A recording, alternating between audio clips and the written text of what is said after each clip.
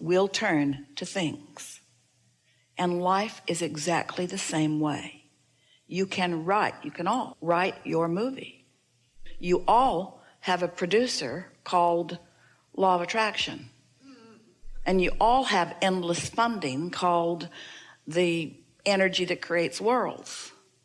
And you all have everything that is necessary to bring the cooperative components together. In other words, you have a staff, you have a team of non-physicals and currents and laws that are helping you turn your ideas about a movie into a full-fledged movie.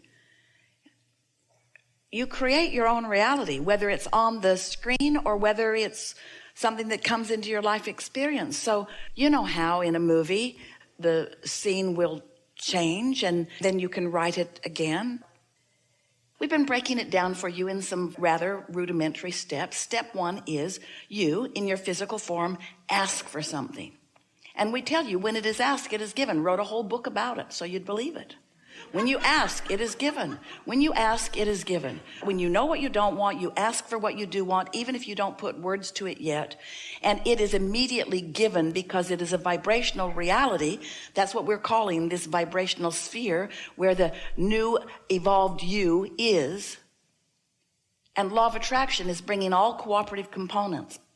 But the tricky thing is, tricky seeming to you, it's perfectly logical to us because we understand that vibration precedes all things that are manifested. It's been that way from the beginning of time. In other words, there's got to be a thought, and the thought has to get some momentum going before the thought has enough attraction power to start manifesting into a way that it can be seen more fully through physical senses. Doesn't that seem logical? That a full manifestation is just a more evolved, longer thought about manifestation. So as you have thoughts of doubt, and you keep putting those doubt engines on the opposite end of your train, and then life keeps causing you to want something more, and so you put another engine on the other end of your train. As you move through life, you've got competing engines of bigger and bigger and bigger proportion, and then you feel tense because you're asking and not letting yourself go, and asking and not letting yourself go. And here's the thing that is most interesting to us, and the thing that we most want you to hear from us. Your inner being will never stop calling you this way. Now, if your inner being would stop calling you this way, you'd feel better since you got opposing engines going the other way. Because then at least there wouldn't be tension. You'd just go in the opposing direction of what you really mean, but it wouldn't be tense. But your inner being will never stop calling you. Your inner being will never stop keeping its promise to you. That since your leading edge physical human experience has caused you, and in fact the entire universe, to expand, your inner being will never stop calling you forward into that expansion. And so that brings us to step 3. Step 1 is you ask. Step 2 is source answers and continues to call you and answer you.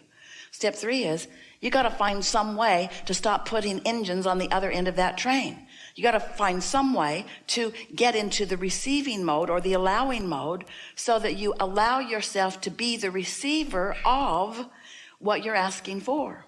So it's nice, and we know you often appreciate witnessing good things coming to others.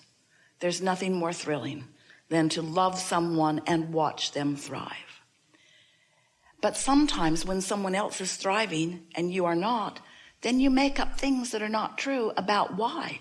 You try to explain that they're thriving because they have better advantages. They're thriving because they were born into it, or they were thriving because they had this education or this advantage, or. And every time you do that, you're really talking about your disadvantage. And when you keep active in your vibration, your own disadvantage, when you are rationalizing or justifying or defending yourself, you're stacking up those engines of resistance, and you are limiting your own ability to move. But here's the thing. You've already asked, and it's already been given, and you're already being called. And so every time you do that, the tension is greater within you, which causes you to feel greater anger or greater depression or greater feeling that you are being left out in some way. And we want you to know you are never being left out. As you look across the board in the world in which you live, on subject after subject as it relates to you or maybe to others, you might notice that things are not even. Different people are living different experiences, and certainly it isn't even, but it is always fair, because it is always law of attraction responding to the vibrational output of whatever's going on. So rather than arguing in a limiting way that it's just not fair that you're not getting something and somebody else is, stop, if you can, looking at the manifestation and begin to evaluate just for a little while what you're doing vibrationally. Because what you will begin to notice is that those that are thriving on whatever subject of desire it is that you are witnessing are thriving because their mood or their attitude or their opinion about it is something that is working for them. You cannot work against yourself, even by noticing what is, if what is isn't what you want to be, without limiting yourself. And that slowdown doesn't feel good to you. Doesn't feel good to you because of the energy drain of contradicted energy. It doesn't feel good because of the lack of clarity that you are providing for yourself, the clarity that you are not allowing yourself to experience. And then it ultimately doesn't feel good because as it unfolds, it's just more bad news to you. And then it really doesn't feel good when something manifests that you clearly do not want. And we are just saying, you have more control of your experience than maybe you have realized, and that's why we like to visit with you. So what happened to you is you were born into an environment where in most cases you could see and hear and smell and taste and touch things around you because you were born with translators of vibration. Your eyes translate vibration so that you can see. So you are a translating of energy genius, and you say, oh, here's reality. Well, that's a wonderful thing that you can become immersed in reality. But the thing about you being immersed in reality is that it makes you sometimes only want to be immersed in the already manifested reality. So you get all motivated and activated and enamored with the what is, the what I can already see and hear and smell and taste and touch. And the problem with that is if you're only offering your vibration about what you're observing, then you can only create more of what you are already observing. If you want something different than what is, you've got to offer a vibration that's different than what is. And that takes some discipline, because what is attractive to you because you can see it. Your airways are full of conversations about what is, even though your environment wants so much that is so different from what is. You keep beating the drum of what is, and so you keep recreating what is. It's like a regurgitation process that's happening in immense proportion right now around you. You can't get something different if you're just talking about what is. So we know we're talking about vibration. That's just annoying in the beginning, isn't it? And we're talking about asking you to have faith in things you can't see, things that you can feel that you can't see. But when you do, when you begin to accept that law of attraction is real and that your guidance system is real also, when you accept that and you start really taking note of how you feel and you make some attempt at thinking more and more thoughts that feel better and better to you, so you are offering less and less resistance, then you begin to get movement.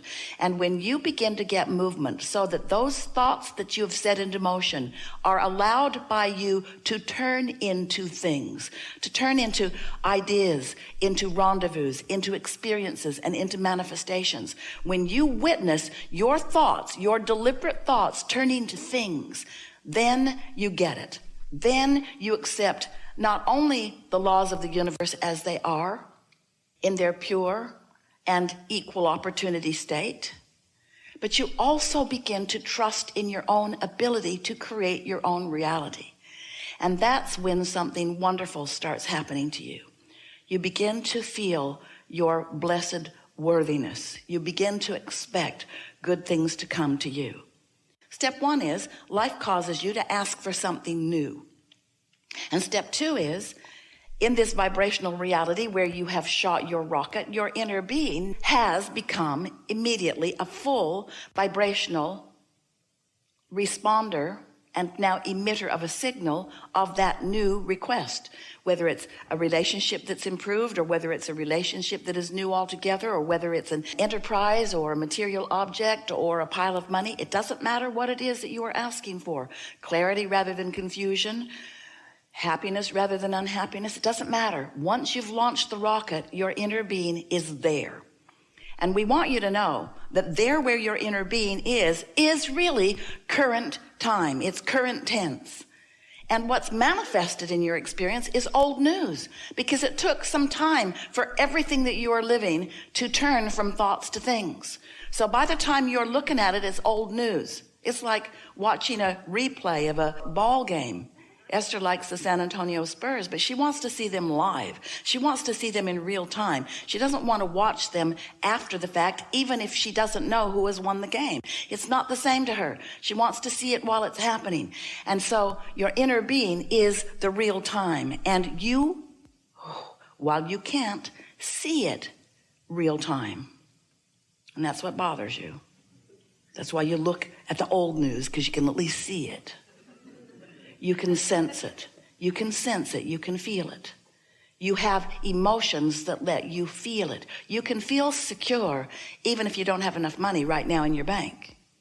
So we began explaining to you that step one is contrast causes you to ask. Step two is that source energy and law of attraction, your inner being, all gather everything that you're asking for. And there's a gestation process as everything that you have been asking for is merging together. The cooperative components are gathering, and there is a beautiful life that is being lived by your inner being vibrationally, and your inner being is calling you to it, calling you through your path of least resistance.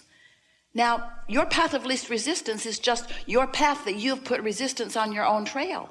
And it's all right that you've scattered resistance all over your trail. Can't do that, don't want to do that, don't like that, wish I didn't have to do that. You've spattered that stuff all over your trail. Your inner being doesn't hold that against you. In fact, your inner being doesn't even notice that it's there. Your inner being just keeps calling you around and over and under and through the resistance that's there. And depending on how much resistance is there, that determines how fun it is as you get called along your path. If you have no resistance, magic is happening everywhere around you. It's like you barely speak that you want something and the universe says, here it is, and you say, thank you very much, now I'd like that. That really is the way it can be for you. But if you've been down on yourself or down on somebody else, or not believing in your ability to create, or believing that you're not worthy of creation, or focused upon the lack of things, if you've been, like most people are, focusing upon the manifestations of the world rather than upon the vibrational reality that is in the process of becoming, then you probably have plenty of resistance that your inner being is calling you through, which means you are probably having sort of a bumpy ride along your way to everything you want. Some of you won't get there till you croak, because you have thoughts that you keep thinking. That's what beliefs are. A belief is just a thought that you continue to think. We know that if you are like many people, you are stuck in the awareness of what is. And it makes everything we're saying here not only feel irrelevant to you, it makes you feel irritated by it. That's sort of the way the movie makers keep you engaged, is they give you a problem to which they help you find a solution, and then you feel better. But it is sort of the way that the resistance helps you to continue to create and ask for more too. And so as long as you know that no matter what's happening, you can keep yourselves happily engaged and moving along, and knowing that you do ultimately have complete creative control over what happens, not only with your movie, but with life. You always have that guiding light to feel your way into alignment with. Your vortex can always be felt by you, unless you're too far gone in the opposite direction for now. But after a good night's sleep, you're back in the game again. We've enjoyed this interaction immensely. Thank you so much.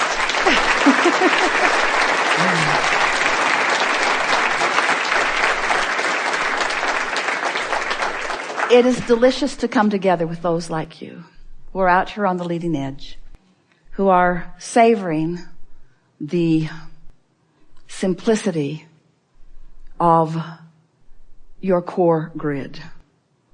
As you play with this just a little bit over the next few days, you're going to have the exhilarating experience of watching your grid fill in as confirmation of the knowledge that you have reconfirmed here. We haven't told you anything today that you didn't know the day you were born, but we have reminded you of some things that you have forgotten. So be playful about it.